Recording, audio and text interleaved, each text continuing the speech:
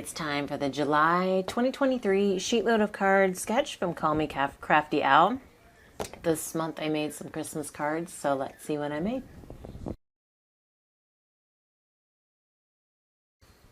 Hey guys, it's Beth. Welcome. This is the July Sheetload of Cards collaboration.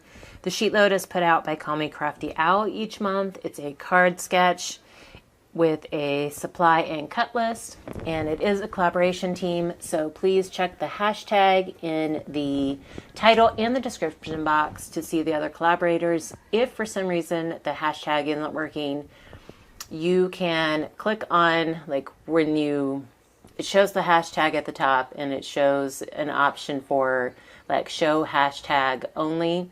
You can click that and it might give you some better results if you're getting some weird things pulling in.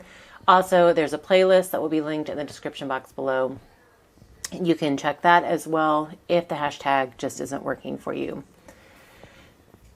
The July Sheetload made 12 cards, and my plan for July is to do Christmas in July, and instead of starting some new Christmas pads collections, I'm focusing on the ones that are partial. For some reason, I found several partially used collections in my stash, and so I'm focusing on those first, and then if I get those done, I can start on some of the partial pads that I have.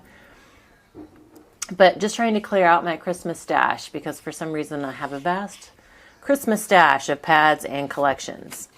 So for the July Sheetload, I chose to focus on the Story of Christmas collection from Echo Park. It was designed by Lori Whitlock, and I chose this one because it only had 3 sheets left, 3 full sheets.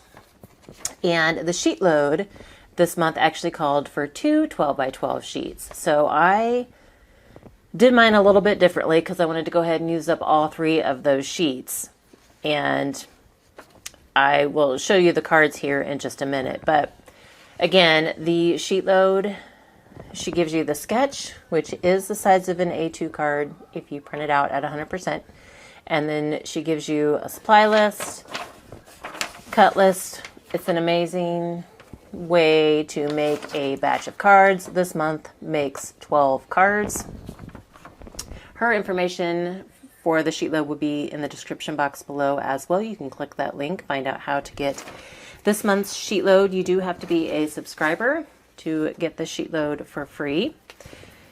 So the Story of Christmas, like I said, I had 3 12x12 sheets left. And so I switched up the instructions just a little bit. She called for 2, and you had 2 of the same pattern on the front, so I just did 1 of each of the 3 patterns. So that was a little bit different. But this helped me use up those 3 full sheets. The other thing I did different is my focal piece here in the center. She had like a standard size with a sentiment and image, and then one of the scrap pieces of one of the pattern papers. I kind of did these all different. It just depended on what I had. I was trying to use up the sticker sheet that went with this collection as well. And some of the cut aparts. So my focal point is different for most of them, except for these first 3. These were the last 3 that I actually made. And so here I just use a stamp, and this was a strip of a border sticker on the sticker sheet. And then some of the focal points I backed with brown cardstock that was on my desk, because there was some brown in the reindeer paper, and I already had red and green going on, more red and green than the brown, and plus that was on my desk to use up. So sometimes I backed it in brown, sometimes I backed it in this green stripe paper, so it just kind of all depended. But I also used up scraps on the insides of the cards. So the first 3 are very similar. And then these next, all the rest, again, changed it up in the middle. These I actually fussy cut out of the cover sheet sticker. And this was one of the branding strip patterns. Stickers, and see here I actually backed it on the brown. stickers. This one I stamped. I used stickers as a sentiment of some kind if I could, but if I couldn't, then I did add a stamped sentiment. This one was a cut apart. This was actually a 4x6 cut apart that I just cut down to fit across the top. Here's a bunch of stickers. This was a 3x4 cut apart, and then I added a stamp sentiment here, and then this was a sticker, like a border sticker. Another 3x4 cut apart with Rudolph here, and then a sticker, Jingle Bells, cut apart, sticker. So this was a 3x4 cut apart that I actually fussy cut out just to keep the sentiment. Stickers, all stickers, cut apart, all stickers. And see, this one I actually did it a little bit differently. I backed the sentiment on white and then added the brown mat, put my sticker, my border sticker here all the way across the brown mat, and then added white behind it. And then this one again is different because I used the sticker here with a white mat and then placed my sentiment, my stamped sentiment underneath it. And then I had some scraps left from the patterns I used for these. These are 20 cards. I made 20 cards. I had some patterns left from those 20 cards, some scraps of those 20 card patterns, and then I also had some other scraps. And so I wanted to use this horizontal cut apart, and so I decided to make one that went horizontal as well.